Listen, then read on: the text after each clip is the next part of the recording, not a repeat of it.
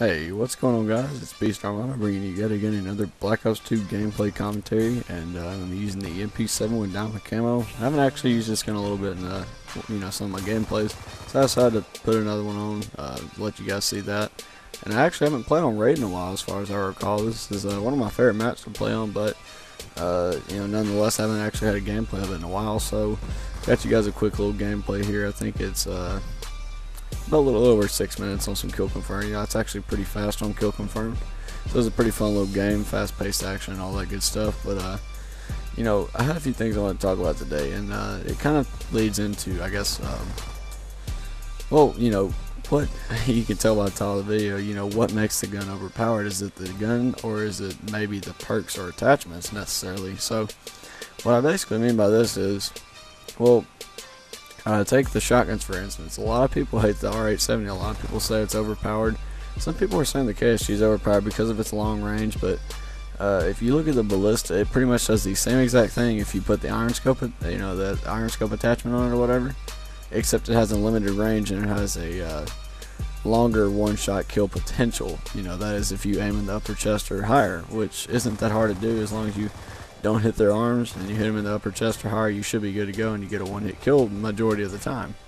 It's not that difficult to get a one-hit kill with a bolt action sniper such as that, at least in my opinion. I've used it rarely, but I can just tell by when I have used it, it's pretty effective. So that out of the way, the R870 is a pretty controversial topic. A lot of people, they want to say it's overpowered. Some people say it's underpowered, and well, I kind of wanted to go, I guess, undercover per se, and kind of figure out what is really making this gun so deadly. Because if you look in the past Call of Duties, in my opinion, one of the most overpowered shotguns in Call of Duty history, it'd probably have to be the AA-12 from Modern Warfare 2 was one of them, and the Striker from Modern Warfare 3. Something about that gun, it just seemed like it always one-hit kill, even though it was a semi-auto. I don't know what its rate of fire was, but you could just go pop, pop, pop, pop, pop, pop, pop like that fast. So it already pretty much almost one shot almost every single time, and its rate of fire was like one after the other that fast. So the gun was pretty ridiculous. I mean, and it had a really small spread. And especially if you put steady aim on it, then it was really deadly. And then if you rocked specialists with it, you could get the damage, proficiency, and range, and all the others, of course. So that just made the gun even more overpowered than it already needed to be. And it actually got a nerf, and they nerfed its pellet size. They cut it down by 33%, I believe, because it was its 9, and then they put it down to 6 pellets, I believe.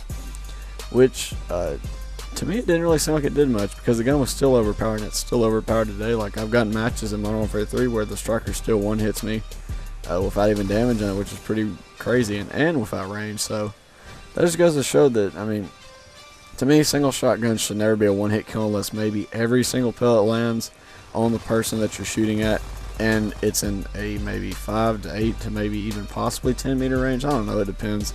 I don't know how the coding goes for shotguns, but I just was kind of on the shotgun subject because a lot of people hate the R870 in Black Ops 2. So I'm going to go ahead and get into that. Well, first you got to take a few factors to contribute.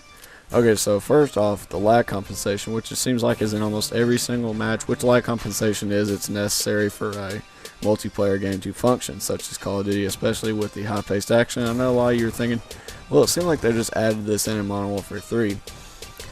Not necessarily. They didn't just add it in. What happened was they had screwed it up in Modern Warfare 3 really bad, and it was really noticeable for the first time, at least in my opinion, because it wasn't like that until Modern Warfare 3, and then it was like, whoa, you need to take a step back because it was extremely bad. It somewhat was showing in Black Ops 1, but not nearly as bad.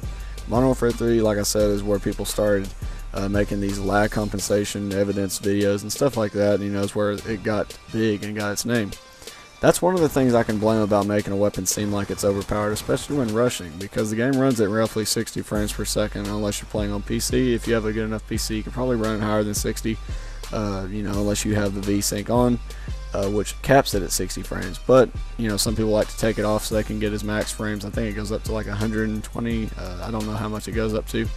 That doesn't mean that your computer will be done in 120, but that just means that if you turn V-Sync off, it'll go over that. But anyway, we're not talking about PCs here, but that's just kind of the things I know about that. With lag compensation, I think that's one of the big things to honestly blame on a gun. I mean, if you look and think about it, you're about at least for me most of the time, I'm about a 2 5 millisecond amount of time behind it. Seems like almost every match, not a half a second, but maybe about a quarter of a second behind. It's annoying where you down behind walls a lot.